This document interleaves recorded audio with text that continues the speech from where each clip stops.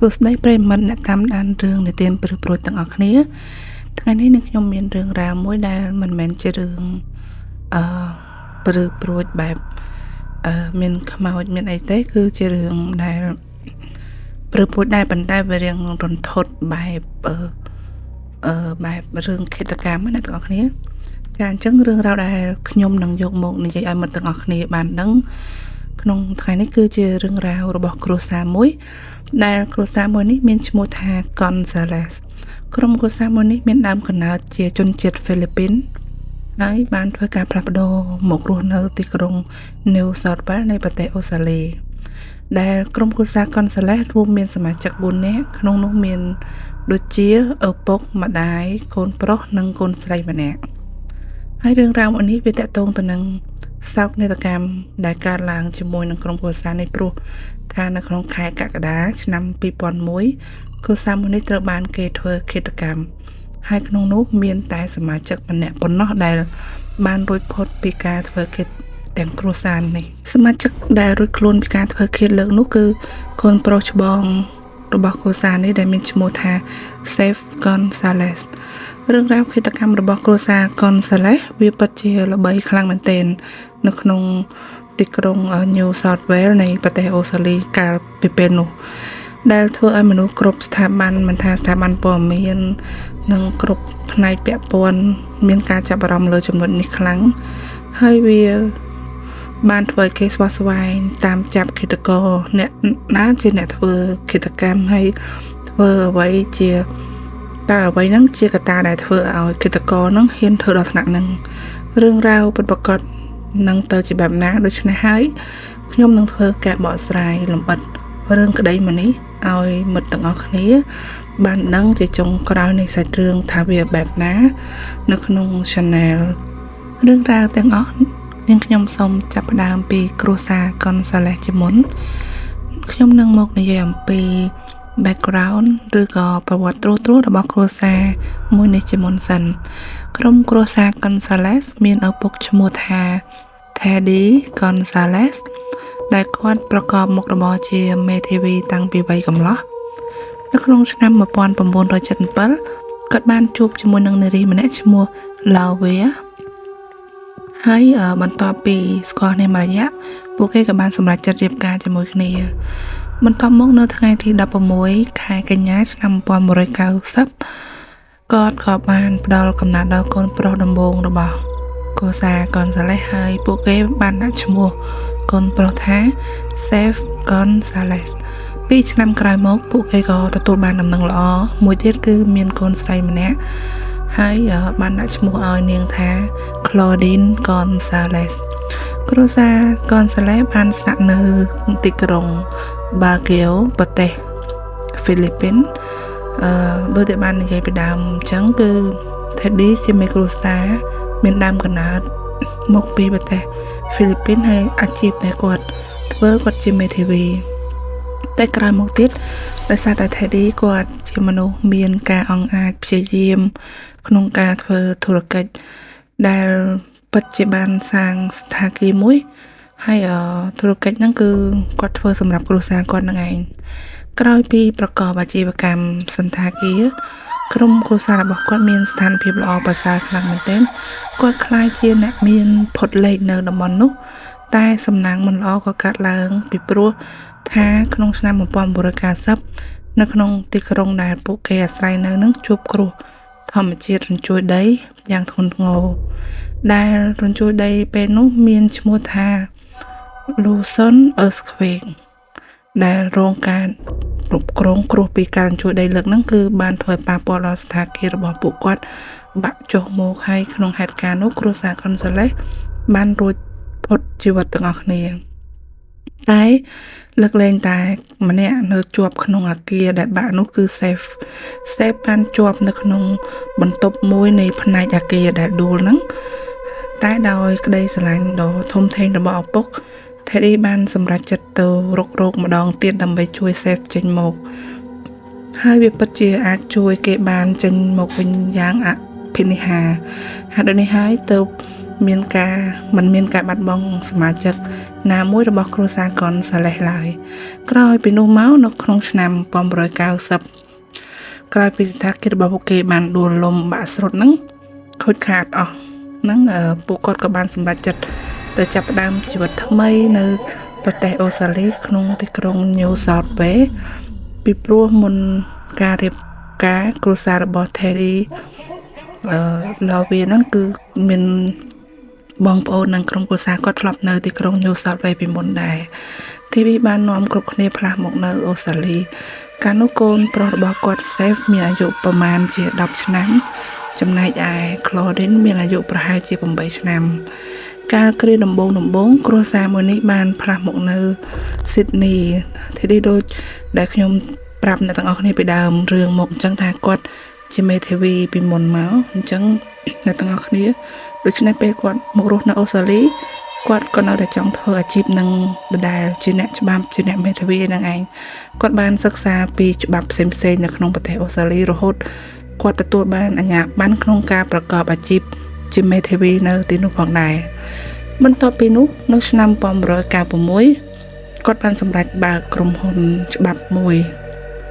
ដែលក្រុមហ៊ុននេះមានគោលបំណងគឺប្រឹក្សាផ្នែកច្បាប់ទាក់ទងទៅនឹងការជំលះចូលទីក្រុងឬក៏ជនបរទេសណាដែលមកធ្វើការនៅប្រទេសអូស្ត្រាលីអាចមកប្រឹក្សាផ្នែកច្បាប់ជាមួយក្រុមហ៊ុនរបស់គាត់បានសូមបញ្ជាក់ផងដែរថាក្រុមហ៊ុនច្បាប់ដែល Teddy បានបើកនេះមានភាពរលូនទៅមុខល្អមែនទែនវា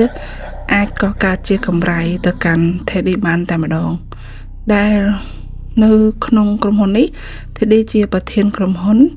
ហើយគាត់បានជួលមេធាវីជាច្រើនមកធ្វើការក្នុងក្រុមហ៊ុនរបស់គាត់ដើម្បីរួមគ្នាធ្វើការផ្ដល់ការប្រឹក្សាផ្នែកច្បាប់អីចឹងណាហើយភរិយារបស់គាត់ដែលឈ្មោះ Lawyer ហ្នឹងគឺជា reception ឬក៏ជាភ្នាក់ងារផ្នែកផ្ដល់ព័ត៌មានហើយក៏ជាលេខាផ្ទាល់ខ្លួនរបស់គាត់ដែរអញ្ចឹងរហូតដល់ Teddy គាត់រកបានចំណូលច្រើនទើបគាត់សម្រេចចិត្តទិញផ្ទះមួយថ្មីដែលធំហើយស្អាតជាងមុនដែលផ្ទះមួយនេះ Teddy បានទិញនៅជាក្រុង Sydney ដែលបរិវេណហ្នឹងគេហៅថា North Ryde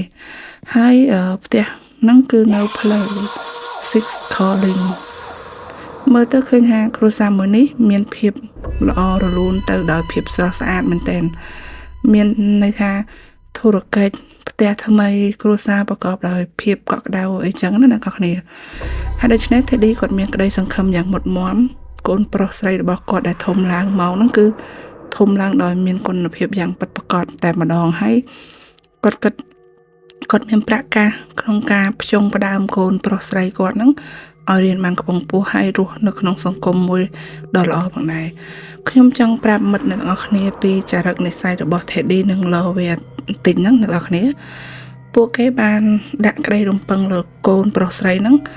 យកតែមែនទែនហ្មងខ្លាំងមែនទែនគាត់ដាក់ក្តីរំពឹងរបស់គាត់ហ្នឹងគឺខ្លាំងយកតែមែនទែនណា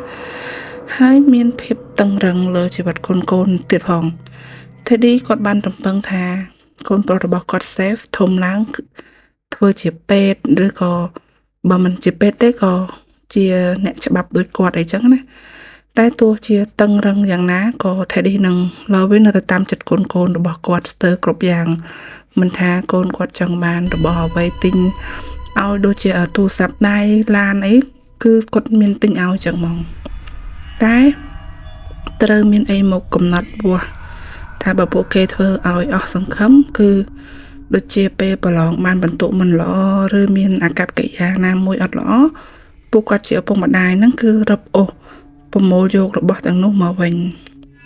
ដូចជារឹបអូសយកទូរស័ព្ទដៃពេលខ្លះផ្អាកមិនឲ្យប្រើប្រាស់ឡានមួយត្រជាអីចឹងណាជួនកាលដកថ្លៃចាយវាយរបស់កូនអីជាដើម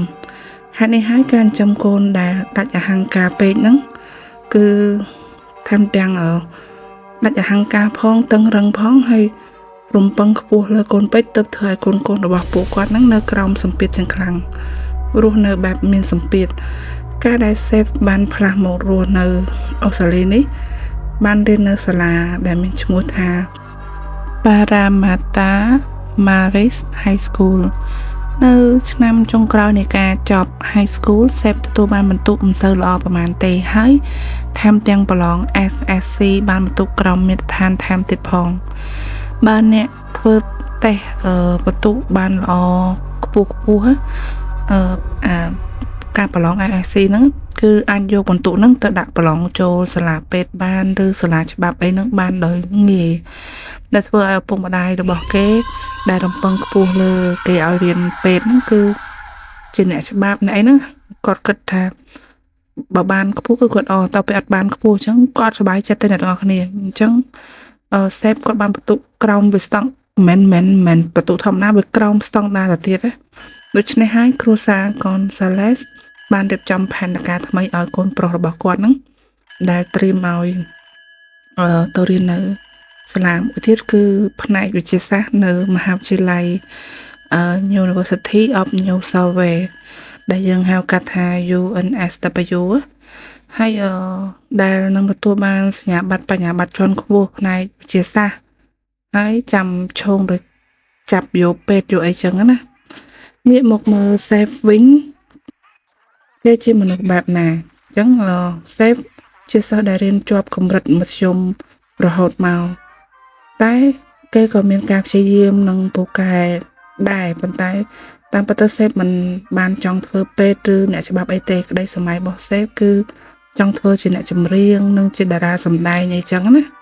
ដោយSafeធ្លាប់យករឿងនេះទៅប្រឹក្សាប៉ាម៉ាក់របស់គេម្ដងហើយតែពេលនោះគឺប៉ាម៉ាក់របស់គេបានបដិសេធយ៉ាងខ្លាំងដោយប្រើពាក្យថាមិនឲ្យគេទៅផ្នែកនឹងដាច់ខាតការដែលSafeរៀននៅមហាវិទ្យាល័យឆ្នាំដំបូងពួកគេបានបន្ទុកគ្រប់មុខវិជ្ជាហ្នឹងគឺមិនសូវល្អទេដែល grade ចេញមកគឺអន់យកតែមែនទែនហើយគេគិតថាបើបន្ទុកនេះនៅតែអញ្ចឹងហើយយកទៅឲ្យប៉ាម៉ាក់មើលដឹងតែត្រូវមាត់ប៉ាម៉ាក់គេមិនខានទេអញ្ចឹងគាត់ខ្លាចថាប៉ាម៉ាក់គាត់ដកហូតរបស់ដូចជាឡានឬក៏អីផ្សេងចំណាយប្រាក់ដែលគាត់ឲ្យចាយពីហ្នឹងគាត់ដកខ្លះអញ្ចឹងណាទើបធ្វើឲ្យSafeហ្នឹងគាត់មានកំណត់ខូចគាត់លួចបន្លំឯកសារបន្ទុកដែលសាលាចេញមកហើយយកបន្ទុកល្អខ្លាំងហ្នឹងយកទៅឲ្យប៉ាម៉ាក់របស់គេពេលនោះប៉ាម៉ាក់របស់គេសប្បាយចិត្តខ្លាំងមែនទែនហើយថែមទាំងពេញចិត្តកូនហ្នឹងខ្លាំងយកតែហ្មងតែរឿងនេះប្អូនស្រីរបស់គេ Claudine បានដឹងថាSafeហ្នឹងបន្លំឯកសារបន្ទុកដល់ប៉ាម៉ាក់ហើយSafeក៏បានមកនិយាយជាមួយប្អូនស្រីឲ្យនាងជួយលាក់ជាអាមកំបាំងដែលពេលនោះ Claudine បានយល់ព្រមជួយលាក់យើងងាកមកមើលពីកូនស្រីរបស់គ្រួសារនេះវិញម្ដង Claudine Gonzalez ដែល Claudine ធ្វើបានឪពុកម្ដាយរំពឹងយ៉ាងខ្លាំងផងដែរគឺត្រូវឲ្យរៀនបានខ្ពស់រៀនផ្នែកពេទ្យដូចគ្នាការរៀន High School នាងមានមិត្តប្រុសពេលដែលឪពុកម្ដាយដឹងពួកគេមិនព្រមដាច់ខាតហើយត្រូវតែឲ្យ Claudine នឹងបែកហើយរកវិធីខាត់ខាំងគ្រប់ផ្លូវទាំងអស់ដោយឪពុកម្ដាយអាងថាមានសង្សារឬក៏មានមិត្តប្រុសហ្នឹងគឺមិនល្អទេធ្វើឲ្យมันមានការតាំងចិត្តរៀនធ្វើឲ្យมันមានសមាធិក្នុងការអានសៀវភៅប្រឡងអីចឹងណាអញ្ចឹងហើយពួកគេបានរៀបរៀងនៅតំណែងតំណងកូនស្រីនិងមិត្តប្រុសរបស់នាងហ្នឹងយ៉ាងខ្លាំងនៅពេលដែល Claudine ចប់ High School ឪពុករបស់នាងបានបញ្ជូននាងទៅរៀនបន្តនៅមហាវិទ្យាល័យ Melbourne នេះគិតថាការសម្រេចចិត្តបែបនេះគឺធ្វើឲ្យកូនស្រីឃ្លាតឆ្ងាយពីសង្សាររបស់នាងតែការពិតទៅទោះបីជា Claudine នៅឆ្ងាយពីសង្សាររបស់នាងក៏ពិតមែនតែនាងនិងសង្សារនៅតែរួចតាក់ទងគ្នាពីចម្ងាយដដែលរហូតដល់ថ្ងៃមួយSafeបានលូកដៃនៅក្នុងរឿងរ៉ាវរបស់នាងដោយSafeបានខលទៅគម្រាមមិត្តប្រុសរបស់នាងប្រមាណជាពាក្យសម្ដីថាណែឯងកុំមកញញែជាមួយប្អូនរបស់ខ្ញុំព្រោះគេជាមនុស្សដែលមានឥទ្ធិពលអញ្ចឹងបើឯងនៅតែបន្តតាក់ទងប្អូនស្រីរបស់ខ្ញុំឯងនឹងត្រូវឈឺខ្លួនមិនខានរឿងនេះធ្វើឲ្យសង្សាររបស់ប្អូនស្រីគេបានសុំបែកពីនាងភ្លាមតែម្ដងបន្ទាប់ពី Claudine បានដឹងពីមូលហេតុនៃការសុំបែករបស់មិត្តប្រុសដែលថាមកពីបងប្រុសនាងជាអ្នកធ្វើឲ្យនាងយកអាចកំបាំងរបស់Safe ដែលធ្លាប់បន្លំរឿងប្រតិបត្តិបន្ទុក តែខ្លែងថាបានបន្ទុកច្រើនទៅកាន់ឪពុកម្ដាយហ្នឹងគឺតាមពិតទៅគឺគេបន្លំទាំងអស់ហ្នឹងឯងហើយបន្ទុកពិតប្រាកដដែលគេបានគឺអន់ខ្លាំងយកទៅមែនទែនហើយការកុហកនេះធ្វើឲ្យឪពុកម្ដាយរបស់គេមានការខឹងសម្បាយ៉ាងខ្លាំងពួកគេបានដកហូតឡានពី Safe និងបន្ថយថ្លៃចំណាយប្រចាំសប្តាហ៍របស់ Safe ថែមទៀតផងហើយនៅក្នុងពេលនោះផងដែរឪពុកម្ដាយរបស់គេកំពុងតែជឿក្បាលនឹង Safe ដែលរឿងគេទៅលួចមានមិត្តស្រីហើយមិត្តស្រីរបស់គេនឹងមានអាយុកម្រិតខុសគ្នាដល់ទៅ4ឆ្នាំមានន័យថា Safe អាយុប្អូនមិត្តស្រីរបស់គាត់ហ្នឹង4ឆ្នាំឪពុកម្ដាយរបស់ Safe បាននិយាយថាបើ Safe មិនបញ្ឈប់តំណែងជាមួយនារីម្នាក់នោះទេគេនឹងកាត់ Safe ចេញពីបណ្ដាំមរតកថែមទៀតផងដែលវាមានន័យថា Safe នឹងមិនទទួលបានលុយនៅចំនួន $1.5 លានពីគ្រួសារទេអញ្ចឹងរឿងហ្នឹងធ្វើឲ្យ Safe ខ្លាចយកតែមែនទែនហើយគេក៏ឈប់តាក់ទងជាមួយនឹងមិត្តស្រីរបស់គេតែម្ដង2ឆ្នាំបន្ទាប់មកទៀត Safe បានរៀនផ្នែកវិទ្យាសាស្ត្រនៅសាកលវិទ្យាល័យ UNSW ហើយលទ្ធផលរបស់គេនឹងគឺមិនល្អទេធ្វើឲ្យគេត្រូវត្រួតថ្នាក់មួយឆ្នាំថែមទៀតពេលនោះឪពុករបស់គេបានគិតថា Safe ប្រហែលជារៀនផ្នែកនេះមិនកើតមែននឹងឯងទើបសម្រេចបដូរឲ្យកូនរបស់គាត់ហ្នឹងមករៀនផ្នែកថ្មីនោះគឺផ្នែកនីតិច្បាប់វិញដែលសរុបមក Safe បានផ្លាស់ប្ដូរមហាវិទ្យាល័យនៅទីក្រុងបដូរពី New South Wales ហ្នឹងទៅទីក្រុង Curry ដែលរៀនផ្នែកនីតិច្បាប់វិញអញ្ចឹងអ្នកទាំងអស់គ្នាត្រង់ចំណុចនេះខ្ញុំនឹងធ្វើការបកស្រាយពីអត្តចរិតរបស់ Safe ត្រួសសិនមិត្តរបស់ Safe ទាំងអស់នៅមហាវិទ្យាល័យចាស់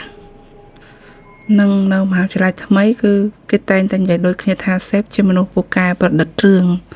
និងកុហកអួតថាខ្លួនជាតារាបង្ហាញម៉ូដCow Slip Maxi K ហើយកាលនៅពីតូច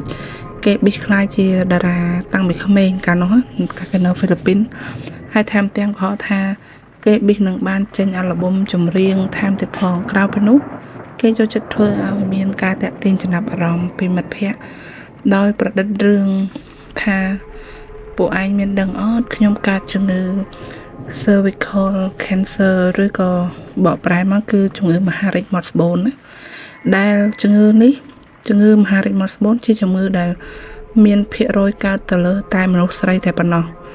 ហើយ Safe ហ្នឹងគាត់បានអះអាងប្រាប់មិត្តភ័ក្តិគាត់បែបហ្នឹងតែពីផ្នែកសុខាភិបាលក៏មិនមែនធានាថា 100% នោះទេថាវាមិនមែនកើតទៅលើតែស្ត្រីវាអាចកើតលើបុរសដែរព្រោះវាធ្លាប់មានករណីសិក្សាមួយដែលកាលនោះមានបុរសម្នាក់មានស្បូនហើយមានអូវលដូចទៅនឹងមនុស្សស្រីដែរកាលនោះគេឲ្យឈ្មោះថា persistent Mullerian Dark Syndrome ដែលខ្ញុំគិតថា Safe គាត់មិនសមមានជំងឺហ្នឹងឯងអ្នកទាំងអស់គ្នាព្រោះវាជាករណីដែលកើតឡើងតិចបំផុតស្ទើរតែមិនអាចកើតឡើងទៅលើមនុស្សប្រុសនោះទេលើពីនេះ Safe គេធ្លាប់ពឹងឲ្យមិត្តភ័ក្តិរបស់ប្អូនស្រីបង្កើត page ឲ្យគេហើយដាក់ឈ្មោះថា Safe Gonzalez Model Singer and Entertainment អញ្ចឹងរហូតមកដល់ពេលវេលាកន្លងផុតទៅថ្ងៃទី10កក្កដាឆ្នាំ2001ថ្ងៃនោះជាថ្ងៃអង្គារដែលជាថ្ងៃអង្គារធម្មតារបស់គ្រួសារ Gonzalez សូមបញ្ជាក់ថាគ្រួសារ Gonzalez មិនថា Safe Claudine មហាវិទ្យាល័យរបស់គេបានវ៉ាកងពីសមកាលអ្នកទាំងអស់គ្នាដែលធ្វើឲ្យពួកគេទាំងពីរនាក់បានសម្រាកមកលេងផ្ទះមួយរយៈដោយនៅថ្ងៃនោះជាថ្ងៃអង្គារចឹងហើយឪពុកម្ដាយរបស់គេបានចេញទៅធ្វើការនៅក្រុមហ៊ុនច្បាប់ដែលជាក្រុមហ៊ុនច្បាប់របស់ប៉ាគេហ្នឹងណាដែលពេលនោះ Safe បានចូលខ្លួនទៅជួយការងារឪពុកម្ដាយរបស់គេនៅក្រុមហ៊ុនផងដែរហើយដោយគេបានទៅជួយជួសជុលកុំព្យូទ័រឪពុកគេចំណែក Claudine នៅផ្ទះជួយធ្វើការងារផ្ទះអានសភៅរហូតដល់ល្ងាចបន្តិចដែលពេលនោះមានខ្យល់និងភ្លៀងខ្លាំងហើយ Safe មានកម្រងចេញទៅញ៉ាំអីពេលល្ងាចជាមួយមិត្តភ័ក្តិរបស់គេហេតុដូច្នេះហើយ Safe ចេញពីក្រុមហ៊ុនរបស់ឪពុកម្ដាយគេហ្នឹងទៅរកមិត្តភ័ក្តិគេដែលមានឈ្មោះថា Sam ដោយផ្ទះរបស់ Sam នៅចម្ងាយប្រមាណ2គីឡូម៉ែត្រពីផ្ទះរបស់ Safe បានទៅទទួល Sam ប្រមាណជាម៉ោង 8 ល្ងាចហើយពួកគេទាំងពីរនាក់ ក៏បាក់ឡានចេញទៅទីក្រុងស៊ីដនីញ៉ាំអីពេលល្ងាចជាមួយគ្នានៅម្ដុំ Planet Hollywood បន្ទាប់ពីញ៉ាំអីរួចពួកគេហួសទៅលេង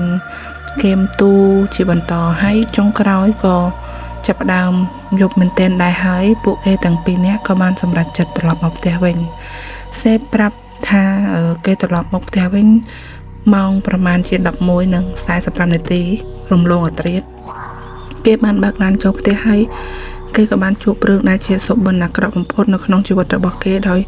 គេសង្កេតឃើញនៅបន្ទប់ទទួលភ្ញៀវមានឈាមដាបពេញផ្ទៃការ៉ូហើយឃើញថាឪពុករបស់គេTeddy Gonzalez នឹងបានដេកស្ដាប់នៅក្នុងថ្លុកឈាមត្រង់នោះតែម្ដងដែលពេលនោះគាត់ស្លៀកពាក់ឈុតធ្វើការនៅឡើយហើយនៅក្បែរខ្លួនរបស់គាត់គឺជាកាបូបឯកសាររបស់គាត់ដែលមានភាពរញ៉េរញ៉ៃរីប៉ាយហើយហួសពីបន្ទប់ទទួលភ្ញៀវមកនៅផ្ទះបាយគេឃើញថាវាពោពេញទៅដោយថ្លុកឈាមដូចគ្នាដែលនៅត្រង់នោះមានសាកសពម្ដាយរបស់គេដេកស្លាប់នៅក្នុងថ្លុកឈាមហើយថង់ចំណីអាហារនិងថង់ shopping អីផ្សេងៗដែលគាត់ទៅមកពីផ្សារហ្នឹងវារាយប៉ាយក្បែរនោះដែរឃើញដូច្នេះគេក៏មិនបង្អង់យូរខលទៅរាយការណ៍ប៉ូលីសភ្លាមគេខលដោយសំឡេងញ័រញ័រភ័យខ្លាចហើយຕົកសោកផងអីចឹងណាគេប្រាប់ប៉ូលីសពីអ្វីដែលគេបានជួបបន្ទាប់មកគេខលទៅប៉ូលីសរួចសេពសង្កេតឃើញថាដូចជាមានមនុស្សនៅពូនក្នុងផ្ទះរបស់គេនៅឡើយគេក៏រៀបរាប់ប្រាប់ថាគេឃើញបរិសុទ្ធពីរនាក់នៅក្នុងផ្ទះរបស់គេពេលនោះពួកវាទាំងពីរប្រញាប់រត់គេចខ្លួនចេញតាមច្រករោងចំណតឡានហើយសេពខំរត់ទៅតាមមើលថាតើជាអ្នកណាគេដែលជាជនដៃដល់ធ្វើកិច្ចកម្មនឹងអញ្ចឹងណាតែគួរឲ្យស្ដាយគេរត់អត់ទាន់បរិសុទ្ធទាំងពីរអ្នកនោះទេទើបធ្វើឲ្យគេរត់ទៅសុំជំនួយពីអ្នកជិតខាងដំបងជាប់ផ្ទះរបស់គេដែលមានឈ្មោះថាចនតែសេពបានប្រាប់ចនថាឪពុកម្ដាយរបស់គេត្រូវជន់មិនស្គាល់មុខធ្វើការបាញ់សម្លាប់ហើយសូមឲ្យចនហ្នឹងមកជួយគេក៏មានសភាពទុកសោកផងយំលឺខ្លាំងអីចឹងណាហើយដែលសម្លេងនេះធ្វើឲ្យអ្នកចិត្តខាងផ្សេងទៀតនឹងភ្ញាក់ចេញមកមើលក្នុងនោះក៏មានម្នាក់ដែរឈ្មោះ Sen Hanley ដែលបានចេញមកមើលហេតុការណ៍នេះផងដែរហើយសេនគាត់បានរាយការណ៍ថាឃើញសេពយំស្រែកខ្លាំងហើយសេពបានប្រាប់សេនថាឪពុកម្ដាយរបស់គេត្រូវបានគេតកបាញ់សម្លាប់តែពេលនោះសេនក៏បានប្រញាប់ទៅវិញក៏បានប្រាប់ទៅវិញថា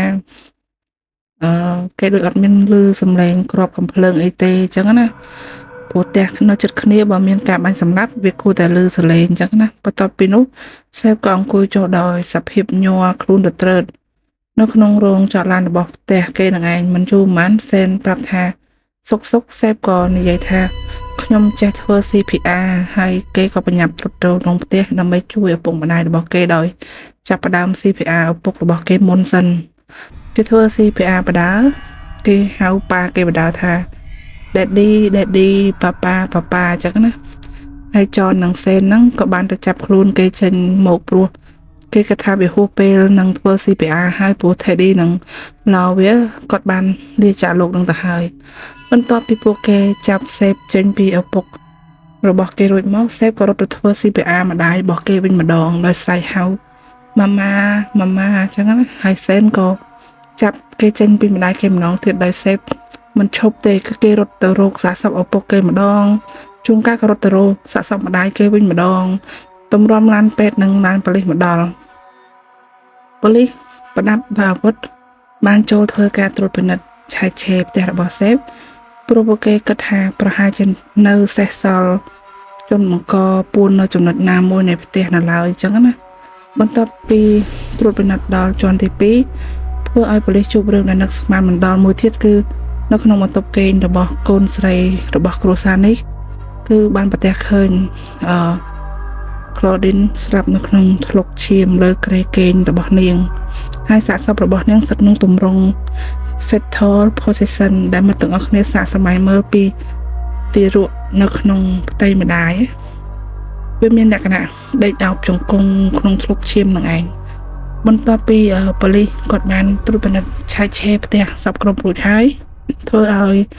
មិនឃើញនៅស្លាកស្នាមឬក៏ ដានរបស់ជនដែលដល់នៅក្នុងការបុករុកចូលផ្ទះនោះទេហើយក្រុមអ្នកសង្គ្រោះបានបញ្ជាក់យ៉ាងច្បាស់ថាសមាជិកទាំង3នាក់នេះគឺពិតជាបានស្លាប់បាត់បង់ជីវិតហើយមុននឹងធ្វើការលើកសាកសពចូលឡានសេបានរត់ទៅ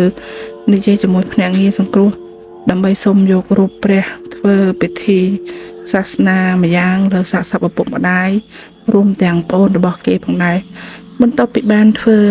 កសលវិច័យលើសាកសពយ៉ាងល្អិតល្អន់រួចមកពេទ្យបានវិគ្រោះចេញជាលទ្ធផលមកថាអ្នកដែលត្រូវបានគេសម្លាប់មុនគេគឺសាកសពរបស់ Claudine ដែលលើសាកសពនេះមានរបួសធ្ងន់ធ្ងរ4ចំណុចទី1ត្រង់ចំណុចក្បាលទី2ត្រង់កទី3គឺត្រង់ដើមទ្រូងនិងទី4ត្រង់ពោះដែលមូលហេតុនៃការស្លាប់របស់ Claudine អាចមកពីច្រើនប្រការដូចជាត្រូវបានចំណេះដល់វាចំក្បាលដោយបច្ចេកទេសគឺ blood fog trauma អ្នកទាំងគ្នាពាក្យភាសាបច្ចេកទេសហើយមានការចាក់ត្រង់កចំនួន5ចំណុចហើយត្រង់ទ្រូងនោះមានតែមួយចំណុចទេហើយត្រង់ពោះមួយចំណុចផងដែរពេលវេលានៃការស្លាប់របស់ Claudine អ្នកជំនាញកសលវិច័យគេថាប្រហែលជាស្លាប់នៅប្រមាណជាម៉ោង 4:30 នាទីហើយប៉ូលីសក៏មានការចែកឃើញថានៅក្នុងផ្ទះរបស់គេបានបាត់កាំបិតចំនួន2ប្រអប់ដោតកាំបិតនៅក្នុងផ្ទះបាយគេសន្មតថាអាវុធក្នុងការសម្លាប់របស់ជនដៃដល់បានប្រើប្រាស់កាំបិតដែលបានបាត់ពីក្នុងផ្ទះបាយនឹងឯងចំណែកសាកសពទី2ដែលស្លាប់បន្ទាប់ពេទ្យកសលវិច័យថាជា Lovia ដែលជាម្ដាយដែលពេលនោះ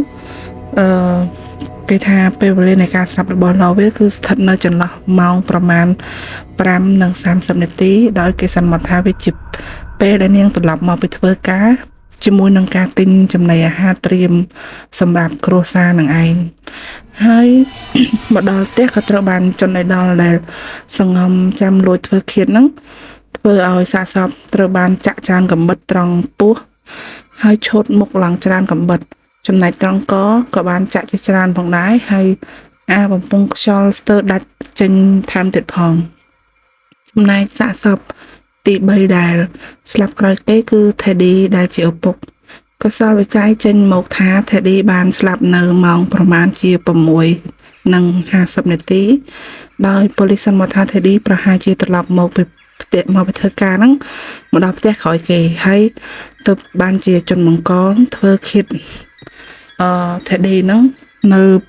នៅខាងក្រោយអ្នកទាំងអស់គ្នា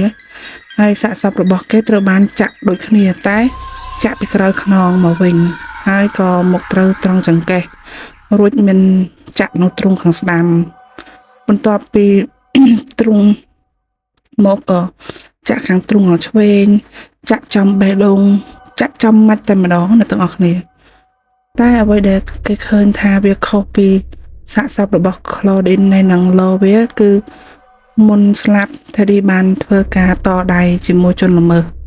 ព្រោះថានៅលើម្រាមដៃនិងខ្នងដៃសុទ្ធតែស្លាកស្នាមនៃការរងកំបិតណាហើយដែលខុសពីសាកសព2អ្នកមុននោះគឺមើលទៅដូចគាត់មិនដឹងខ្លួនថាត្រូវបានគេលួចសម្លាប់ណាអញ្ចឹងប៉ូលីសព្យាយាមរកនៅអាវុធដែលជនដែលដល់ក៏ប្រើប្រាស់នោះតែរកអត់ឃើញអ្នកទាំងអស់គ្នាមិនថាកំបិតទាំងពីរឬក៏ឈើវាយ baseball ក៏រកមិនឃើញដែរតែបែរជាប្រទេសឃើញនៅ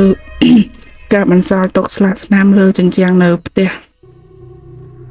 នៅជ្រុងមួយនៃផ្ទះណាដោយឃាតករបានយក spray បាញ់សរសេរជាអក្សរពាក្យប្រមាណថា FJCK of Asian អញ្ចឹងទៅដែលវាមានន័យទៅលើការរើសអើងជាតិសាសន៍អីចឹងណាទាំងអស់គ្នាដោយប៉ូលីសបានធ្វើការសន្និដ្ឋានដំបូងថាឃាតករអាចជាពួកជ្រុលនិយមពួករើសអើងជាតិសាសន៍អីអញ្ចឹងណានៅថ្ងៃបន្ទាប់វាជាព័ត៌មានដែលល្បីខ្លាំងមែនទែននៅទីក្រុងស៊ីដនីឬក៏ប្រទេសអូស្ត្រាលីទាំងមូលតែម្ដងណាដែលអ្នករួចខ្លួនពីហេតុការណ៍នេះក៏បានចេញមកផ្ដល់ជាព័ត៌មានដល់សាធារណជនហើយ safe គេបានបោះយាយពីភាពគួរឲ្យស្រឡាញ់របស់សមាជិកគ្រួសាររបស់គេបានលើកកម្ពស់ពីឪពុកម្ដាយរបស់គេថាពួកគាត់ធ្វើការហត់នឿយណាស់ដើម្បីឲ្យគេហើយនិងបងស្រីបានរៀនសូត្រខ្ពង់ខ្ពស់ហើយតែថែមទាំងរៀបរាប់ពីបងស្រីរបស់គេថានាងជាក្មេងឧស្សាហ៍ព្យាយាមរៀនសូត្រនាងមានអនាគតត្រចះត្រចង់រងចាំនាងមិនគួរនាងមកជប់រឿងបែបហ្នឹងអីចឹងណាហើយគេក៏បាននិយាយពាក្យឃ្លោងប្រយោគរៀងចាក់ដោតអារម្មណ៍ទៀតថាវាពិបាកខ្លាំងណាស់ដែលខ្ញុំត្រូវជួបស្ថានភាពបែបនេះខ្ញុំស្រឡាញ់គ្រួសារខ្ញុំខ្លាំងណាស់អ្នកទាំងអស់គ្នាសាកគិតសម័យមើលថាពិភពលោកទាំងមូលមានបន្ទប់មួយដែលបន្ទប់នោះមាន4ប្រឡោះហើយប្រឡោះនីមួយៗប្រៀបដូចគ្រួសារខ្ញុំអញ្ចឹងមាន4នាក់តែពេលនេះនៅសល់តែខ្ញុំម្នាក់ប៉ុណ្ណោះអញ្ចឹងវាលែងជាបន្ទប់ទៀតហើយព្រោះគ្មានវត្តមានឪពុកម្ដាយនិងប្អូនស្រីខ្ញុំទៀតទេ ហើយសេបក៏បានធ្វើការលន់តួសូមអង្វរដល់ជនបង្កឲ្យចេញមកសារភាពកំហុសនិងធ្វើការប្រពោលខ្លួនអីចឹងណាហើយថែមទាំងប្រកាសផ្ដល់រង្វាន់ជាទឹកប្រាក់ចំនួន$100,000ដល់អ្នកដែលបានរកឃើញជនបង្កឬប្រាប់ព័ត៌មានពីឃាតករថែមទៀតផងបន្ទាប់ពីថ្ងៃកាត់ហេតុបាន10ថ្ងៃគឺថ្ងៃទី20កក្កដាឆ្នាំ2001បានរៀបចំពិធីបុណ្យសពគ្រួសារក្រមស្រឡេះហ្នឹងនៅដែលមានអ្នកចូលរួមហ្នឹងគឺប្រមាណ200នាក់រួមមានបងប្អូនសាច់ញាតិទាំងអ្នកនៅហ្វីលីពីនជាយន្តហោះមកចូលរួមអញ្ចឹងណាហើយក៏មានបងប្អូនមួយចំនួនដែលនៅអូស្ត្រាលីស្រាប់ព្រមទាំងមានអ្នកសារព័ត៌មានផងដែរនៅក្នុងកម្មវិធីនោះសេបបានថ្លែងជាសារទាក់ទងនឹងគ្រួសាររបស់គេដូចដែលបានធ្លាប់ផ្ដល់បទសម្ភាសន៍ជាមួយនឹងអ្នកព័ត៌មានចឹងឯងហើយគេបានច្រៀងចម្រៀងដល់គ្រួសាររបស់គេទៀតផងដែលចម្រៀងនោះមានចំណងជើងថា One Sweet Day ដែលជាបទចម្រៀងរបស់ Mariah Carey ដែលនោះឯងចាប់ពីពេលនោះទៅខ្ញុំនឹងនិយាយរឿងក្តីនិងការស៊ើបអង្កេតវិញម្ដងអ្នកទាំងអស់គ្នាដោយដែលខ្ញុំបាននិយាយពីដំបូងពេលដែលប៉ូលីសបានឃើញទៅសេអសរលើជាងបញ្ជាក់ពីការរើសអើងពូជសាសអីចឹងមកហ្នឹងគឺពួកគេសន្មត់ថាពួកជ្រុលនិយមឬក៏ពួកដែលរើសអើងចិត្តសាសហ្នឹងជាជនបង្កឬជាឃាតករអញ្ចឹងណាប៉ុន្តែវានៅតែមិនមានផុសតាំងច្បាស់ការណាមួយថាជារឿងបែបហ្នឹងឯងអញ្ចឹងប៉ូលីសបានងាកមកធ្វើការស៊ើបអង្កេតពីគ្រួសារកនសាឡេះវិញម្ដងថាគ្រួសារមួយនេះធ្លាប់មានសត្រូវឬក៏គូប្រកួតប្រជែងក្នុងអាជីវកម្មរបស់គេដែរអត់អីចឹងណា ដោយប៉ូលីសផ្ដើមស៊ើបពីគូប្រកួតប្រជែងជាមុនពួកគេបានឆែកពីការប្រើប្រាស់អ៊ីមែលរបស់ Teddy រួចក៏បានឃើញអ៊ីមែលមួយផ្ញើមកគំរាម Teddy តាក់ទងទៅនឹងរឿងច្បាប់ដែល Teddy បានកំពុងធ្វើតែបន្ទាប់ពីត្រួតពិនិត្យជាក់លាក់ទៅបានការថាវាគឺជា fake email ដែលមានអ្នកណាម្នាក់បង្កើតឡើងធ្វើដើម្បីបន្លំតែប៉ុណ្ណោះបន្ទាប់មកប៉ូលីសក៏បានទៅត្រួតពិនិត្យផ្ទះរបស់គ្រួសារនឹងជាថ្មីម្ដងទៀតត្រួតពិនិត្យគ្រប់ចន្លោះប្រហោងទាំងអស់ហើយក៏ច្បាស់ការបានថាថ្ងៃកើតហេតុពិតជាអត់មានស្លាកស្នាមនៃការបុករកពីមនុស្សខាងក្រៅមកទេมันមានសូម្បីតែស្នាមគាស់ទ្វារវាយបំបែកកញ្ចក់ផ្ទះអីចឹងណាទើបធ្វើឲ្យប៉ូលីសសន្និដ្ឋានជាថ្មីទៀតថាឃាតករអាចជាអ្នកស្គាល់គ្នាយ៉ាងជិតដិតជាមួយនឹងគ្រួសារនឹងទើបពួកគេអនុញ្ញាតបើកទ្វារឲ្យចូលទៅក្នុងផ្ទះបានយ៉ាងស្រួលណាហើយនៅក្នុងនោះក៏កិច្ចមិនផុតពីសមាជិកម្នាក់របស់គ្រួសារដែរគឺសេបនឹងឯងទើបប៉ូលីសបានធ្វើការសាកសួរទៅកាន់សេបជាថ្មីម្ដងទៀតឲ្យគេរៀបរាប់ឲ្យលំអិតហ្មងណាពីហេតុការណ៍ថ្ងៃនោះអញ្ចឹងថាតើវាមានរឿងអីកាត់ឡើងខ្លះទៅហើយសេបគេបានរៀបរាប់ប្រាប់ប៉ូលីសថាចាបន្ទាប់ពីទៅជួយជួសជុលកុំព្យូទ័ររបស់ឪពុកម្ដាយគេរួចគេរៀបចំចេញពីផ្ទះមកវិញនៅវេលាម៉ោង 4:10 នាទីហើយនៅថ្ងៃនោះមានខ្យល់និងមានភ្លៀងធ្លាក់ខ្លាំងមែនទែនដោយគេជិះឡានមកផ្ទះតែពេលមកដល់មុខផ្ទះគេអត់បានចូលទៅក្នុងផ្ទះទេគេនៅចុចទូរស័ព្ទលេងក្នុងឡាននៅឡើយអញ្ចឹងណារួចគេក៏បានខលទៅណាត់មិត្តភ័ក្តិរបស់គេសែមថាគេនឹងទៅយកសែមល្ងាចបន្តិចដើម្បីទៅញ៉ាំអីជាមួយគ្នាហ្នឹងហើយចន្លោះពេលនោះ ដែរគេមិនទាន់បានទៅយកសែមទេគេបានសម្រេចចិត្តជិះឡានចេញទៅផ្ទះមិត្តភ័ក្តិគេម្នាក់ទៀតដែលមានឈ្មោះថា Ralph ដោយគេមិនបានខលទៅឬក៏ណាត់ Ralph ជាមុនទេជិះសុកមិនទាន់ដល់ផ្ទះ Ralph ផង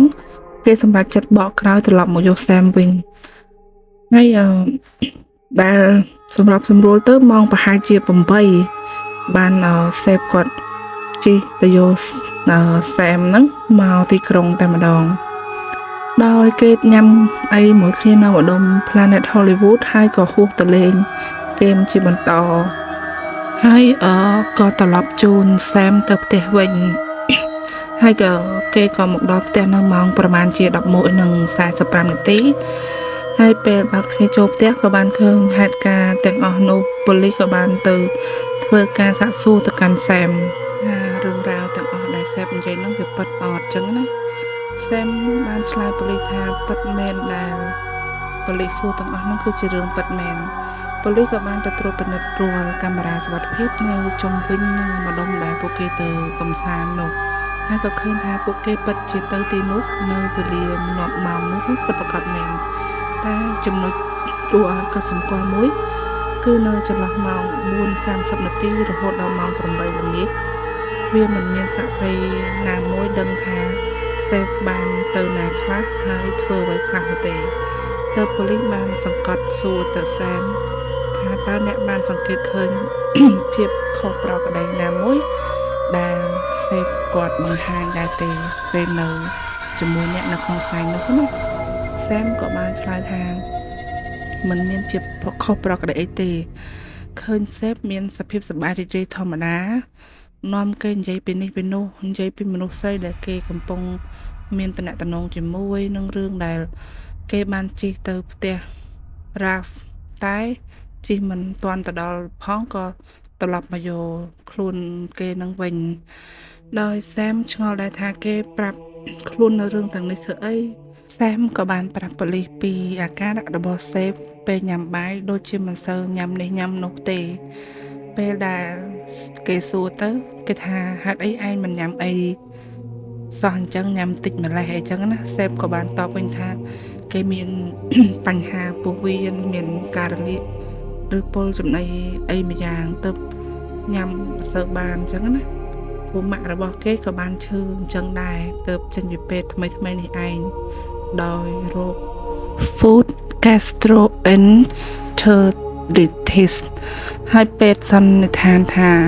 មកពីពុលចំណីសែមបានរាយការណ៍ឲ្យទៀតថា សេពបានខ្ចីទូរស័ព្ទរបស់គេខលទៅអ្នកផ្ទះរាល់15 នាទីម្ដងតែអត់មានអ្នកណាលើកទូរស័ព្ទទេពេលឃើញអាការៈរបស់គេបែបនេះសែមបាននិយាយទៅកាន់សេពថាមិនបានឯងមើលទៅដូចបារម្ភអីច្រើនម្លេះបើឯងខ្វល់ខ្វាយពីគ្រួសារអញ្ចឹងយើងត្រឡប់ទៅផ្ទះវិញអត់តែសេពបែរជាបដិសេធហើយនិយាយថាយើងនៅលេងបន្តិចទៀតទៅសែមបានប្រាប់ប៉ូលីសទៀតថាសេពបានជូនគេមកផ្ទះវិញប្រហែលជារំលងអត្រាត ហើយពេលមកដល់នោះគេបានជិះកាត់ផ្ទះរបស់គេដោយបានបន្ថយល្បឿនរួចគេមើលទៅផ្ទះរបស់គេរួចក៏បើកខួសជូនគេទៅផ្ទះធម្មតានឹងឯងបន្ទាប់ពីប៉ូលីសបានប្រមូលផ្ដុំនៅរឿងរ៉ាវគ្រប់យ៉ាងរួចមកហើយប៉ូលីសនៅមានមន្ទិលសង្ស័យច្រើននៅក្នុងរឿងក្តីហ្នឹងណាដោយប៉ូលីសមានការសង្ស័យទៅលើ4ចំណុចទី1 ជនសង្ស័យបើគិតហេតុអីមិនមានអាវុធមកជាមួយតែបែរជាបថុយប្រើប្រាស់កាំបិតក្នុងផ្ទះរបស់ជនរងគ្រោះទៅវិញដោយបានដឹងច្បាស់ពីឧបករណ៍ប្រើប្រាស់នៅក្នុងផ្ទះហ្នឹងមានអីខ្លះមានអីចឹងណាទី2រឿងក្តីនេះកន្លែងកើតហេតុมันមានស្លាកស្នាមនៃការបុករុកឬគោះឆ្កឹះផ្ទះសូម្បីតែបន្តិចទី3ឃាតករហ៊ានប្រថុយក្នុងការរងចាំសម្រាប់សមាជិកម្ដងម្នាក់ដោយចិត្តត្រជាក់ដែលវាមិនទំនងតរសោះអ្នកទាំងអស់គ្នាហើយពេលសេពត្រឡប់មកវិញម៉ោង 11:45 រំលងអាទិត្យនោះមិនបានពេលនោះសេពមកដល់បែរជាមិនសម្លាប់ហើយទៅជារត់គេចខ្លួនទៅវិញទុកឲ្យមានម្នាក់រួចខ្លួនអញ្ចឹងណាទី4ប៉ូលីសសង្ស័យថាបើចៅមានបំណងលួចឬប្លន់ហេតុអីมันមានទ្រព្យសម្បត្តិដែលមានតម្លៃណាមួយបាត់បង់ឡើយហើយ ដូចជាគ្រឿងអលង្ការមាសពេជ្រលុយកាក់អីផ្សេងៗហ្នឹងគឺมันមានការបាត់បង់ទេពេលប៉ូលីសប្រាប់សេពនៅ4ករណីនេះឡើងសេពបានប្រាប់ទៅប៉ូលីសវិញថាអ្នកចេះតែនិយាយថាអត់មានអីបាត់មិនតែខ្ញុំបានដឹងថាខ្ញុំបានបាត់របស់ដូចជាស៊ូត3ឈុតកៅអៅរបស់គាត់ណាហើយបានបាត់អាវស្បែកទាំងមួយហើយឈុតរៀនរបស់គាត់ក៏បានបាត់មួយឈុតផងដែរនៅមានស្រោមដៃធ្វើសួនរបស់ឪពុកគេក៏បានបាត់មួយគូដែរពេលស្ដាប់រួចប៉ូលីសមានអារម្មណ៍ហួសចិត្តនឹងសេពយ៉ាងខ្លាំងនៅពេលដែលគេរៀបរាប់របស់ដែលបាត់បង់នោះវាហាក់ដូចជាមិនមានតម្លៃដល់ថ្នាក់ចោលចូលប្លន់ស្លាប់មនុស្សរួចចាអ្នកទាំងអស់គ្នាបើគេឆ្លៀតតែប្លន់គេគួរតែយករបស់ដែលមានតម្លៃជាងនឹងដូចជាលុយកាក់មាសពេជ្រអីចឹងណាអញ្ចឹងមានន័យថាសេពបានទៅរើទូខោអាវដែលគេមានហ្នឹងមកអង្គុយរាប់ថាបាត់អីខ្លះអញ្ចឹងណាអញ្ចឹងខ្ញុំជឿថាមនុស្សមួយចំនួនមិនដែលទៅចាប់អារម្មណ៍ផងថាខ្លួនឯងបានបាត់ខោអាវបាត់នេះបាត់នោះមែនទេអ្នកទាំងអស់គ្នាធម្មតានៅក្នុងទូរបស់យើងពេលណាទៅដែលយើងលុបតាឧទាហរណ៍ថ្ងៃហ្នឹងយើងចង់ពាក់អាហ្នឹងហើយយើងរត់ឃើញមិនយើងដឹងតែបាត់វាមិនមែនដូចគាត់រឿងក្តីទៅបញ្ចប់ភ្លាមគាត់ដឹងថាគាត់បាត់អានេះបាត់អានោះគាត់ដូចគាត់ត្រៀមអញ្ចឹងណាទាំងអស់គ្នាហើយនេះក៏ជាចំណុចមួយដែលចង្អុលបង្ហាញថា Safe Gonzalez ជាកូនប្រុសតែមួយគត់របស់គ្រួសារនេះមានពិរុទ្ធគួរឲ្យចាប់អារម្មណ៍ហើយហេតុការណ៍ហ្នឹងបានធ្វើឲ្យប៉ូលីសកាន់តែមានការងឿងឆ្ងល់កាន់តែខ្លាំងថាចន្លោះម៉ោង 4:30 នាទីរហូតដល់ម៉ោង 8 ហ្នឹងសេពគាត់ទៅណាហើយធ្វើអីឲ្យពិតប្រាកដប៉ូលីសបានទៅរកសាក្សីបន្ថែមថ្មីទៀតដែលនៅថ្ងៃនោះមានសាក្សីឃើញថាសេពបានចតឡាននៅលើដងផ្លូវមុខផ្ទះរបស់គេចន្លោះម៉ោង 4 ដល់ម៉ោង 8 ទីបំផុតសាក្សីមកបញ្ជាក់ឲ្យថានៅម៉ោងប្រមាណ 6 ល្ងាចគាត់ឃើញឡានរបស់សេពបានចតនៅលើផ្លូវមុខផ្ទះដែលវាជាពាក្យផ្ទុយពីសេពដែលបានផ្ដល់ចម្លើយឲ្យប៉ូលីសថាគេជិះឡានទៅផ្ទះរ៉ាហ្វហើយគេក៏មិនបានឈៀងចូលផ្ទះសូម្បីតែបន្តិចតែហួសទៅយកសែមតែម្ដងទើបប៉ូលីសចាប់ដើមសង្ស័យជាថ្មីហើយប៉ូលីសបានយកផ្លាកលេខឡានរបស់សេពដែលមានពាក្យថា Safe HTG ហ្នឹងទៅធ្វើការសាកសួរមនុស្សជុំវិញបរិវេណនោះឃើញថាមានឡានសាក់លេខនេះចតមុខផ្ទះមានអត់អីចឹងណានៅក្នុងនោះមានអ្នកជិតខាងម្នាក់ដែលជាមិត្តជិតដិតនឹងឪពុករបស់គេបានឲ្យការថាគេបានឃើញឡាននេះចតនៅមុខផ្ទះចន្លោះម៉ោងនោះបន្ថែមពីនេះប៉ូលីសបានសាក្សីម្នាក់ទៀតដែលបុគ្គលសំខាន់ក្នុងការជួយដោះស្រាយរឿងក្តីនេះនោះគឺ Emily Loda នេះគឺជាម្ដាយមីងរបស់ Safe តែម្ដង Emily ប្រាប់ប៉ូលីសថាថ្ងៃកើតហេតុនោះម៉ោងប្រមាណជា 6 ល្ងាចនាងនិងកូនប្រុសរបស់នាងបានទៅសួរសុខទុក្ខគ្រួសារ Gonzalez ហើយនាងបានឃើញឡានរបស់ Safe ចតនៅលើផ្លូវមុខផ្ទះហើយនៅក្នុងផ្ទះមានបើកភ្លើងថែមទៀតផងនាងនិងកូនប្រុសក៏បានចុចកណ្ដឹងមុខទ្វារផ្ទះច្រើនដងមែនទែនតែអត់មានអ្នកណាឆ្លើយតបទេហើយនាងក៏បានអឺតតាមកញ្ចក់បង្អួចចឹងណាហាក់បីដូចជាមានមនុស្សពាក់អាវខ្មៅ jacket ពាក់មួកនៅក្នុងផ្ទះចឹងណានាងក៏បញ្ញាប់ឲ្យកូនប្រុសជួយមើលតែកូនប្រុសនាងប្រាប់នាងវិញថាមិនមែនមនុស្សទេម៉ាក់ជាស្នួរព្យួរអាវហើយនឹងព្យួរមួកចឹងណាតែនាងក៏មានការងឿងឆ្ងល់ផងដែរដោយគ្រួសារនេះចិញ្ចឹមកូនឆ្កែដល់ទៅ6ក្បាលរាល់ដងបើមានមនុស្សជួយកណ្ដឹងវាតែងតែព្រុសហើយលើកនេះអត់មានលឺសំឡេងសូម្បីតែបន្តិចចឹងណានាងរងចាំប្រហែលជា5នាទីទៅសម្រាប់ចិត្តដើរសម្ដៅទៅទ្វារខាងក្រោយផ្ទះម្ដងណា Emily នឹងមានអារម្មណ៍មួយយ៉ាងដូចជាឲ្យហេតុហើយប្រាប់នាងថាកុំឲ្យចូលផ្ទះនេះអីទៅនាងមិនស្រួលក្នុងចិត្តហើយនាងអត់ចូលក្នុងផ្ទះនោះទេហើយនាំកូនប្រុសត្រឡប់ទៅផ្ទះវិញដែលនេះចាត់ទុកថាជាសំណាងរបស់នាងនិងកូនបើពេលនោះនាងចូលក្នុងផ្ទះនេះមិនដឹងថាជោគជតាជីវិតរបស់នាងបានរស់រានមកដល់សប្តាហ៍ថ្ងៃនេះអត់ចឹងណាបន្ទាប់ពីប៉ូលីសបានផតតាំងថ្មីនេះមកប៉ូលីសបានធ្វើការកោះហៅសេពមកធ្វើការសាកសួរជាថ្មីម្ដងទៀតពេលដែលសេពបានដឹងថាប៉ូលីសចាប់បាន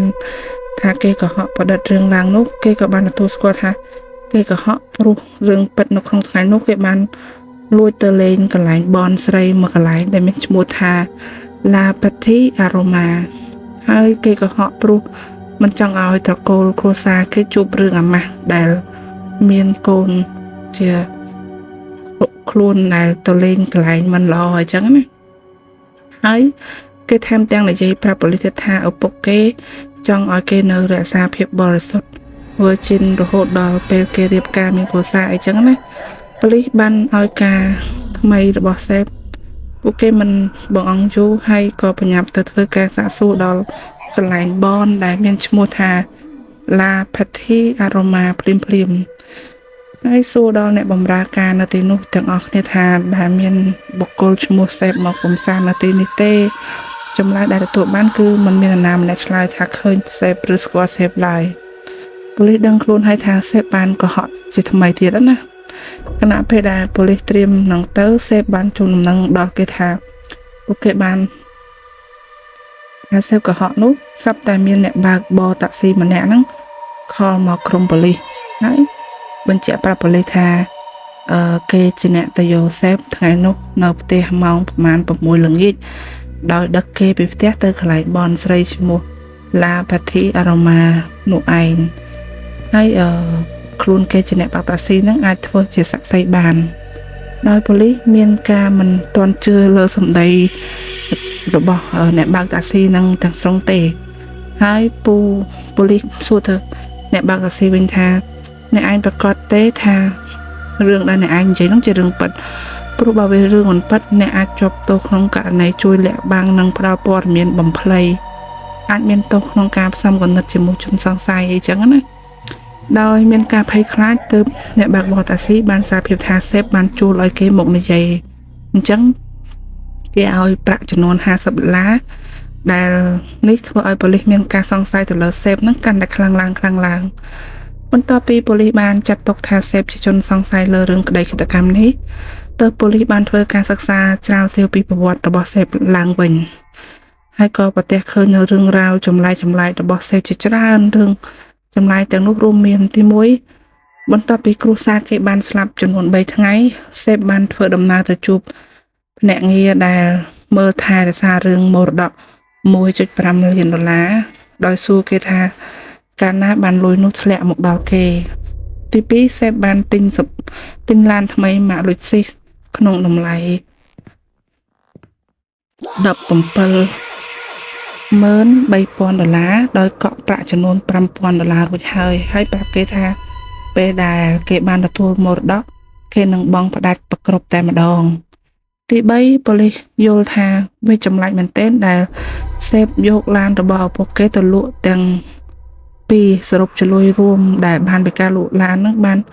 $68,000ហើយសេបក៏បានលក់មាសពេជ្ររបស់ម្ដាយរបស់គេអស់ច្រើនមែនទែនប៉ូលីសមានការងើយឆ្ងល់ថាហេតុអីសេបត្រូវចាយលុយច្រើនសន្ធឹកសន្ធាប់បែបហ្នឹងណាដោយសេបប្រាប់ទៅប៉ូលីសថាគេកើតជំងឺ brain tumor ឬនិយាយស្រួលយល់គឺជំងឺដុសសាច់ក្នុងខួរក្បាលនឹងឯងដែលគេត្រូវការលុយក្នុងការព្យាបាលជំងឺដុសសាច់ក្នុងខួរក្បាលគេហ្នឹងប្រហែលជា$19,000ណាទាំងអស់គ្នាហើយនេះជារឿងថ្មីមួយទៀតដែលគេប្រឌិតឡើងកុហកប៉ូលីសតែម្ដងតាមពិតគេមិនមានកើតជំងឺដុសសាច់ខួរក្បាលស្អីទេណាទាំងអស់គ្នាមកដល់ពេលនេះការប្រមូលផុសតាងអ្វីផ្សេងៗនៅមិនទាន់មានជាទម្ងន់ឬក៏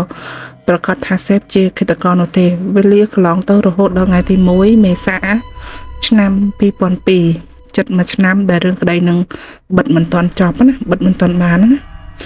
វាជាពេលព្រឹកម៉ោងប្រមាណ 8 កន្លះព្រឹកមានបរិសុទ្ធម្នាក់បានដើរទៅក្នុងក្រុងឆាត់ប៊ូតគេបានទៅជួបប្រទះឃើញសេបគេនៅរោងទឹកក្បែរនោះហើយឃើញគេដេកមានថង់ផ្លាស្ទិកខ្មៅមួយនៅជិតខ្លួនរបស់គេបរិសុទ្ធនោះឃើញបែបនេះក៏បានទៅជួយសេបដោយសេបបានប្រាប់បរិសុទ្ធនោះថាគេថប់ដង្ហើមពិបាកដកដង្ហើមគេនឹងឪពុករបស់គេខ្លាំងណាស់បរិសុទ្ធនោះបានខលហៅឡានពេទ្យឲ្យមកយកសេបទៅមន្ទីរពេទ្យភ្លាមតែម្ដងបន្ទាប់ពីសេបបានទៅដល់មន្ទីរពេទ្យ គេចាំរឿងរ៉ាវទាំងអស់មិនបានទេសូម្បីតែឈ្មោះខ្លួនឯង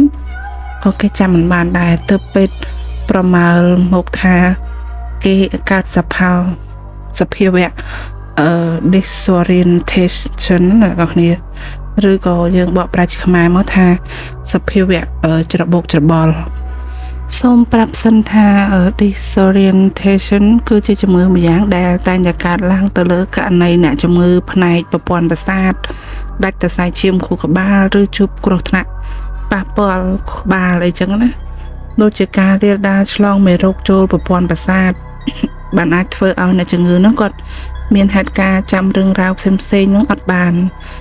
ឬมันអាចសូម្បីតែនិយាយឬប្រាប់អ្វីដែលគេបានកើតឡើង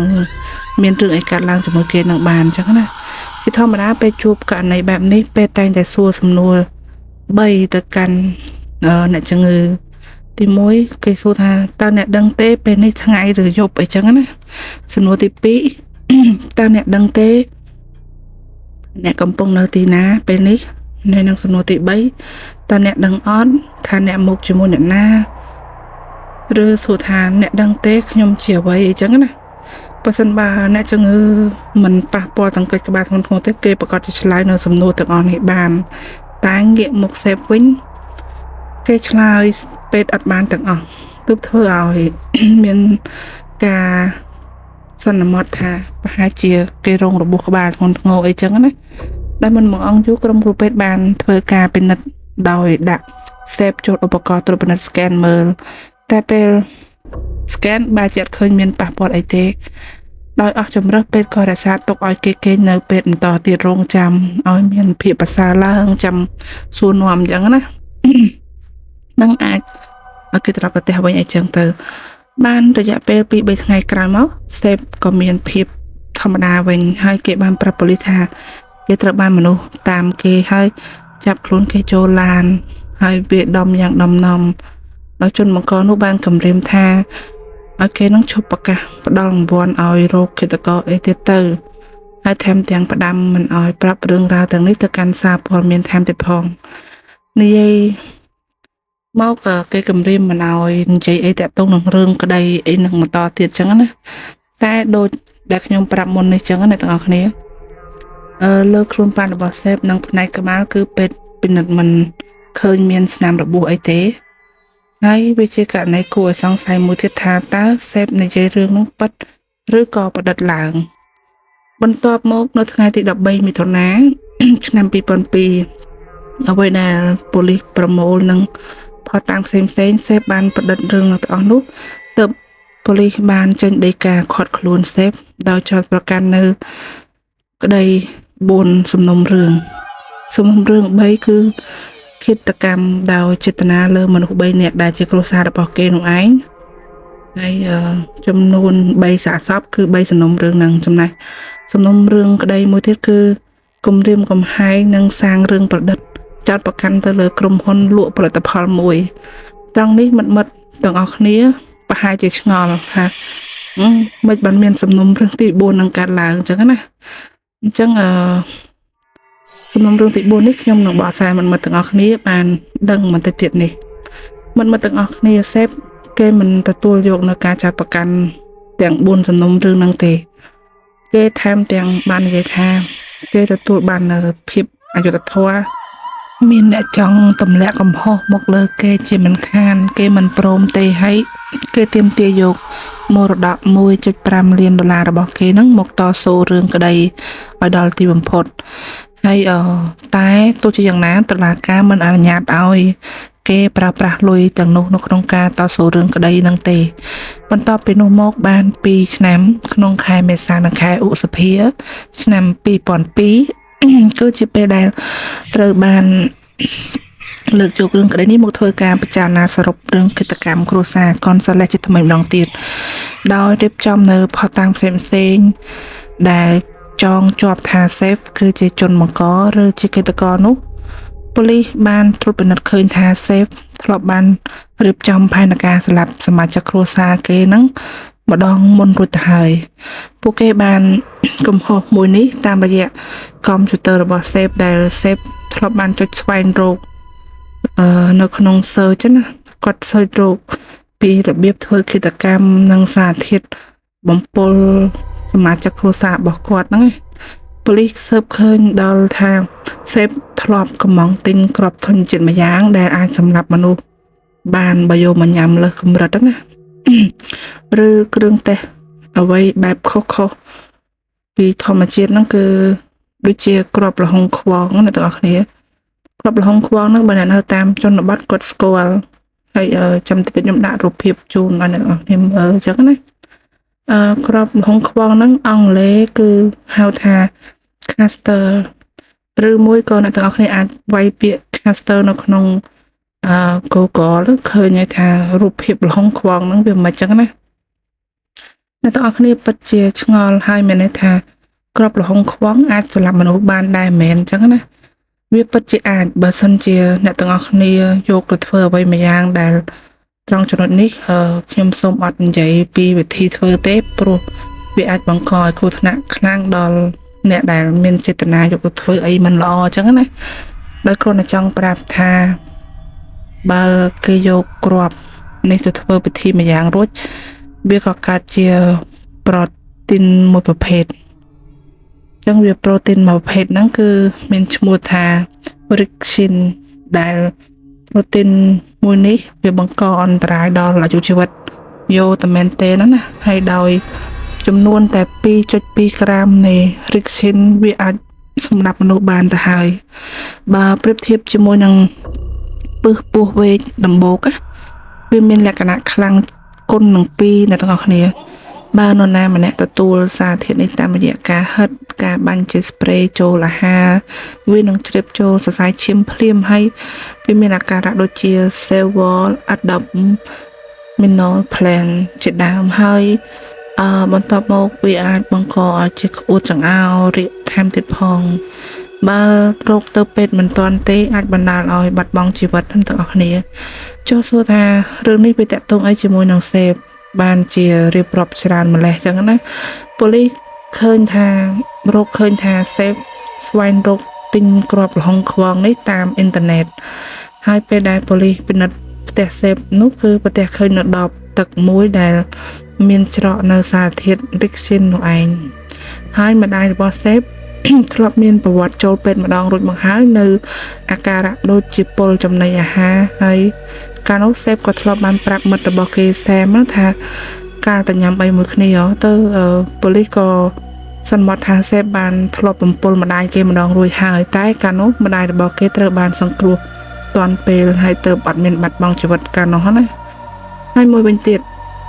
សំណុំរឿងទី4ដែលខ្ញុំមិនទាន់បាននិយាយប្រាប់មិត្តទាំងអស់គ្នានោះគឺគម្រោងការគម្រាមផលិតផលមួយនោះគឺសេពបានរៀបផែនការរួចហើយថាបើកាលណាដែលគេលួចដាក់ថ្នាំពុលម្ដាយបើម្ដាយរបស់គេស្លាប់គេនឹងមានផុសតាងថាមកពីញ៉ាំអាហារកំប៉ុងមួយប្រភេទនេះដោយគេធ្វើជាផ្ញើសម្បត្តិមួយច្បាប់ជាអនាមិកណាទៅកាន់ FDA ពាក្យពេញគឺ Food Drug and Administration ឬដែលយើងនិយាយជាពាក្យពេញមកគឺជាក្រសួងគ្រប់គ្រងអាហារនិងថ្នាំដោយគេសរសេរចោទប្រកាន់ជាពាក្យដូចតទៅគឺក្រុមហ៊ុនអាហារកំប៉ុងមួយនេះធ្វើប្រហែសណាស់ធ្វើឲ្យអាហារដែលมันមានអនាម័យឲ្យបុគ្គលិកมันយកចិត្តទុកដាក់អីចឹងណាហើយបណ្ដាលឲ្យអ្នកបរិភោគគ្រោះថ្នាក់ដល់អាយុជីវិតបែបហ្នឹងអីចឹងទៅតែសេពមានការឆ្លោះឆ្លួយភ្លេចខ្លួនថាធ្វើស្បិតតែសម្បត្តិមិនបានដាក់អាស័យដ្ឋាននៅក្នុងនោះមិនបានដាក់ឈ្មោះតែនៅលើសម្បត្តិវាពិតជាមានរបស់មួយយ៉ាងដែលនៅសេសសល់អ្នកទាំងអស់គ្នាគឺស្នាមក្រយ៉ាដៃរបស់គេដែលប៉ូលីសបានចាប់ថាសេពជាអ្នកសរសេរសម្បត្តិនឹងឯងចុងក្រោយសរុបបានថាប៉ូលីសផ្នែកស៊ើបអង្កេតបានធ្វើឲ្យតុលាការជឿជាក់ថាហេតុការណ៍ទាំងអស់នេះវាកើតឡើងដូចតទៅថ្ងៃទី10ខែកក្កដាឆ្នាំ2001ថ្ងៃកាត់ហេតុសេពបានចេញពីកន្លែងធ្វើការរបស់ពួកគេប្រហែលជាម៉ោង 4:10 នាទីឬក៏ 4:30 នាទីរួចបើកឡានមកផ្ទះវិញដោយយកឈើបេសបលចូលទៅក្នុងបន្ទប់របស់ប្អូនស្រី ហើយយកកំបិតចំនួន2ចេញពីផ្ទះបាយជាប់នឹងខ្លួនរួចសម្ដៅទៅជាន់ទី2បន្ទប់របស់ប្អូនហ្នឹងហើយបានចាក់នាងត្រង់កចំនួន5កំបិតទ្រូង1កំបិតនិងត្រង់ពោះ1កំបិតពេលសម្រាប់ប្អូនរួចគេបានអង្គុយរងចាំម្ដាយរបស់គេដែលត្រឡប់មកផ្ទះវិញម៉ោងប្រហែលជា5:30នាទីពេលដែលម្ដាយរបស់គេបានបើកទ្វារចូលយួរអីវ៉ាន់ទំនិញមានចំណីអាហារនិងថង់shopping រយិងយងនៅមិនទាន់បានដាក់អីវ៉ាន់នឹងទុកស្រួលផងគេក៏បានលោបសម្លាប់ដោយចាក់ឡូវាភ្លាមហើយឈោតមុខនាងឡើងខ្ទេចខ្ទីមិនតែប៉ុណ្ណោះថែមទាំងបំពង់ខ្យល់របស់នាងស្ទើរតែដាច់ទៀតផងបន្ទាប់ពីនោះប្រហែលជាម៉ោង6ល្ងាចអេមីលីម្ដាយមីងរបស់គេបានជិតកណ្ដឹងទ្វារហើយធ្វើគេរត់ទៅពួនមិនព្រមមកបើកទ្វារឲ្យទេពេលម្ដាយមីងរបស់គេត្រឡប់ទៅវិញមួយសន្ទុះឪពុករបស់គេក៏មកដល់វេលាម៉ោងប្រហែល6:50នាទីLady Gonzales ត្រូវបានសេមចូលសម្ដៅធ្វើឃាតពីក្រោយត្រូវចំចង្កេះបន្ទាប់មកឪពុករបស់គេបានបន្ទោសសារាយជាមួយគ្នាដោយបានចុងក្រោយហ្នឹងគឺចាក់ចំទ្រូងខាងឆ្វេងចំបេះដូងស្លាប់ភ្លាមដែលអាវុធធ្វើឃាតមានតែកបិត2នោះឯងបន្ទាប់ពីធ្វើឃាតសមាជិករបស់គ្រួសារគេរួចគេបានឡើងទៅមុជទឹកជំរះកាយជាស្រេចរួចយកវត្ថុតាងក្នុងការធ្វើឃាតហ្នឹងយកទៅបំបត្តិដានចោលតែដោយបញ្ញាពេកគេនៅសល់ផុសតាងមួយទៀតនៅកន្លែងកាត់ហេតុដោយប៉ូលីសពិនិត្យឃើញថានៅកន្លែងកាត់ហេតុមានស្នាមស្បែកជើងដែលវាប្រឡាក់ទៅដល់ឈាមហើយសម្ដែងចេញមកច្បាស់ថាជាស្បែកជើងលេខ7ហើយប៉ូលីសបានរកឆែកឃើញថានៅបន្ទប់របស់សេពមានប្រអប់បែកជើងលេខ7នៅក្នុងទូរបស់គេគឺជាគូត្រូវមាច់តែម្ដងជាមួយនឹងស្បែកជើងរបស់ឃាតករដោយមិនអស់ចិត្តប៉ូលីសបានយកប្រអប់បែកជើងហ្នឹងទៅប្រៀបធៀបជាមួយនឹងស្បែកជើងពិតប្រាកដនៅនឹងហាងហើយគឺវាមានកាឡាដូចគ្នាមែនទែនហើយប៉ូលីសក៏សន្មតថាសេពបានពាក់ស្បែកជើងម៉ាកនេះក្នុងការធ្វើឃាតហើយដើរពេញផ្ទះរួចក៏យកស្បែកជើងនោះទៅចោលបំបត្តិផុសតាងបាត់ទៅហើយនៅសល់ដានមួយទៀតដែលសេពបានផ្លេចយកទៅចោលដែរនោះគឺដបស្ព្រេដែលបានសរសេរលើជញ្ជាំងនៅពាក្យរើសអើងចិត្តសាសFUCK Asian អញ្ចឹងណាគឺប្រទេសឃើញនៅរោងចំណតឡានប្រហែលជាសេពផ្លេចយកទៅចោលជាមួយផុសតាងផ្សេងទៀតអញ្ចឹងណារហូតមកដល់ពេលនេះផុសតាងទាំងអស់នោះនៅមិនទាន់បានរកឃើញនៅឡើយមិនដឹងថាសេពហ្នឹងបានកំទេចវាដោយវិធីណាទេហើយបានជាបាត់សមោឆឹងណាបងប្អូនដែលក្រោយពីយកវត្ថុតាងទៅចោលឬកំទេចរួចគេក៏បានហួសទៅយកសែមនៅផ្ទះរបស់សែមតែម្ដងរួចហួសទៅទីក្រុងស៊ីដនីទៅញ៉ាំអីលេងហ្គេមនេះអីមួយគ្នាហើយ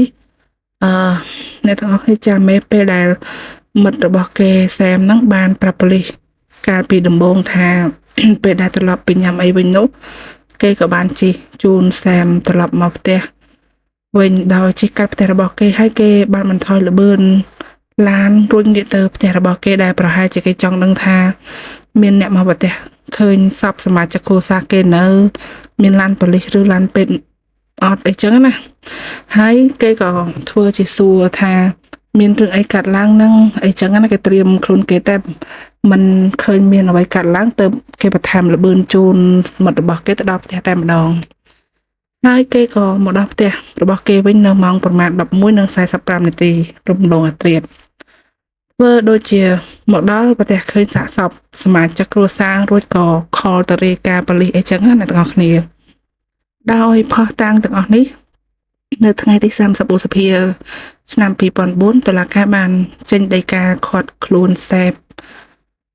ពិតជាមានកំហុសយ៉ាងពិតប្រាកដមែនដោយចាត់ប្រកាន់ពីបទចេតនាសម្លាប់3ករណីនិងមួយករណីទៀតគឺរឿង